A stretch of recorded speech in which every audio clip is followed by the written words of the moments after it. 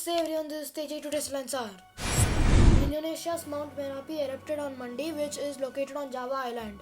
A temple for PM Modi was constructed by a BJP worker in Pune's Andhra area. First ever Indian fencer Bhavani Devi was called Jhansi Ki Rani by PM Modi and she gifted a sword to him. A old pic is now viral with a claim of IAF lifted 800 people from Kabul. Petrol price remained unchanged for the 32nd day straight while diesel price fell after 31 days. 2 injured on Tuesday as the collapse of 20 years old bus stop near camp area in Pune. LPG domestic cylinder will now cost 859.50 against 834.50 earlier in Delhi and Mumbai. Karnataka Revenue Minister announced waterlogging areas in Bangalore to be fixed soon. Would have been hanged in Afghanistan if stayed, ex-President Ashraf Ghani in a video message. Sharia law to be followed in Afghanistan, no democratic system at all, announced by Taliban leader. Afghanistan ex-President Ghani denied reports that claim he left Afghanistan with full of cash. A female elephant and her calf died after train hits them in Uttarakhand. Women can freely board buses on the occasion of Raksha Bandhan in UP, announced by CM Yogi Adityanath.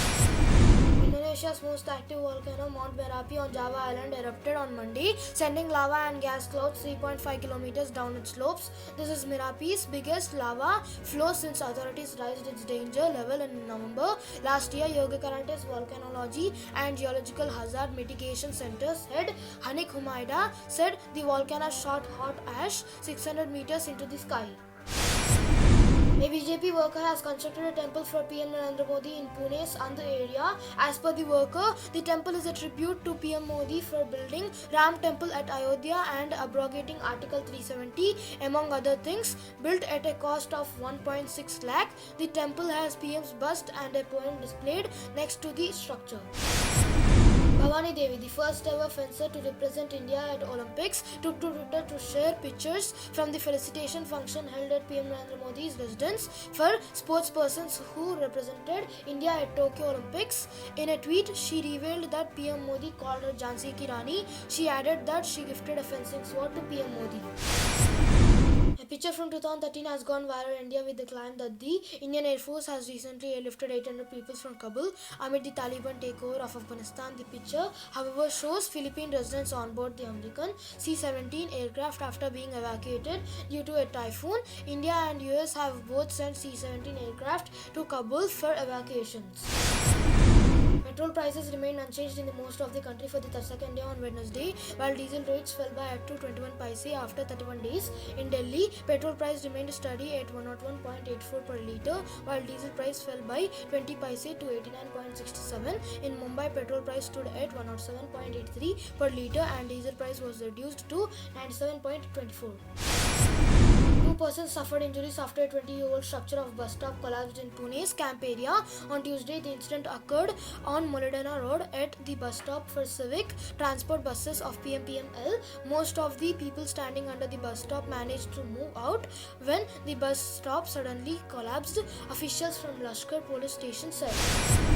The price of a domestic LPG cylinder has been increased by 25 with effect from Tuesday. A 14.2 kg cylinder will now cost 859.50 in Delhi and Mumbai as against 834.50 earlier. This is the second straight month when oil companies have raised the domestic cylinders price between January 1st and August 17th. The price has gone up by 165.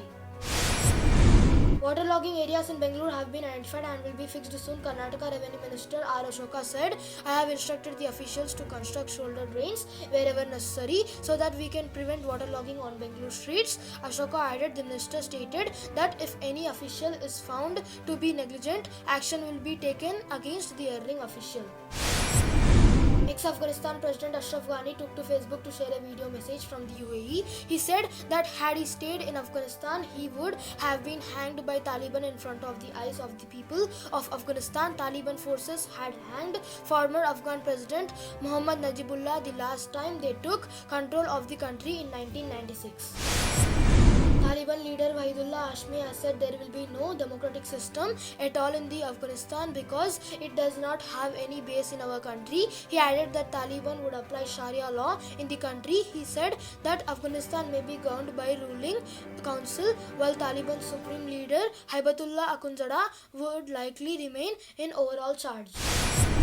Ex-Afghanistan President Ashraf Ghani denied reports that he left for UAE from Afghanistan with a chopper full of cash, adding that he didn't take any money. Ghani said, "These accusations are baseless and I strongly reject them." He further said, "I didn't even get the chance to take my sandals off my feet and put on my shoes," he said. Uttar Pradesh CM Yogi Adityanath has announced that the State Road Transport Corporation will offer free bus rides to women in all categories of buses on the occasion of Raksha Bandhan. The facility will be available from midnight August 21st to midnight August 22nd. The CM has also ordered intensive patrolling by the police to ensure the safety of women. A herd of elephants blocked railway traffic in Uttarakand's Udham Singh Nagar after a female elephant and her offspring died after being hit by a train. The rest of elephants in the herd got furious and surrounded the carcasses. A forest department official said, "We waited for a while and then drove them away from the tracks," he added. Navkor updates.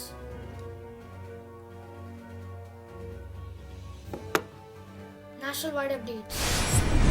India has reported 36,401 new COVID-19 cases and 530 deaths in last 24 hours. This comes a day after the country reported 35,178 cases and 440 deaths. Kerala accounted for over 58% of the new cases as the state reported 21,427 cases on Wednesday.